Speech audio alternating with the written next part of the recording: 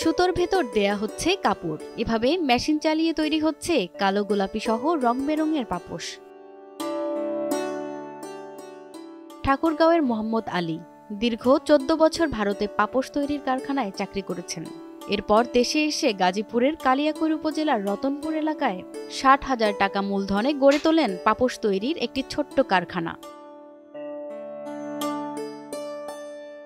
বর্তমানে তার পাপোশ তৈরির কারখানায় কর্মসংস্থান হয়েছে নারী পুরুষ মিলিয়ে 150 জনের, যারা প্রতি মাসে 12 থেকে 15,000 টাকা বেতন পেয়ে এখন সচ্ছল। 5 বছরে তার ব্যবসার মূলধন এসে দাঁড়িয়েছে 15 লক্ষ টাকায়। পাপোশ তৈরি করে মোহাম্মদ আলীর প্রতি মাসে আয় এখন প্রায় 1 লাখ টাকা।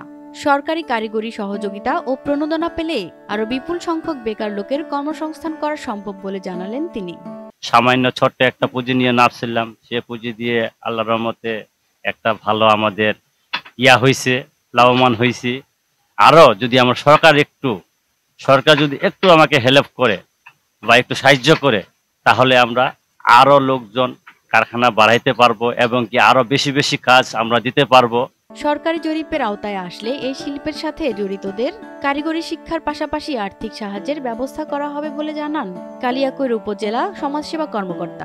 যারা জরিপের আওতায় এসেছে তাদের পরবর্তী সরকার দুটি সুবিধা দেবে। একটা সফট স্কিল প্রশিক্ষণ, এটার মানে হচ্ছে 10 দিন ব্যাপী একটা প্রশিক্ষণ হবে, তারা উদ্যোক্তা তৈরির জন্য, অর্থাৎ তাদের পেশার মানটা কিভাবে বাড়াইতে পারে সে বিষয়ে।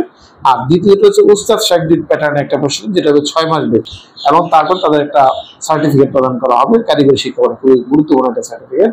এই প্রশিক্ষণের পাশাপাশি যারা মান উন্নয়ন করতে চায় এবং প্রয়োজন, তাদেরকে সরকার একটা অনুদানের ব্যবস্থা রেখেছে। যারা জরিপভুক্ত হয়নি, পরবর্তীতে সরকারের পক্ষ যখন সুযোগ দেওয়া হবে, তারা যেন প্রথমে জরিপের অন্তর্ভুক্ত হয়। জরিপের অন্তর্ভুক্ত হলে তাদেরকে আমরা পর্যায়ক্রমে সরকারি সুবিধা আনতে পারবো বলে বিশ্বাস করি। গার্মেন্টসের ফেলে দেওয়া কাপড় থেকে তৈরি হওয়া পাপোশের এই সেক্টর থেকে বৈদেশিক মুদ্রা অর্জনেও ব্যাপক সম্ভাবনা রয়েছে।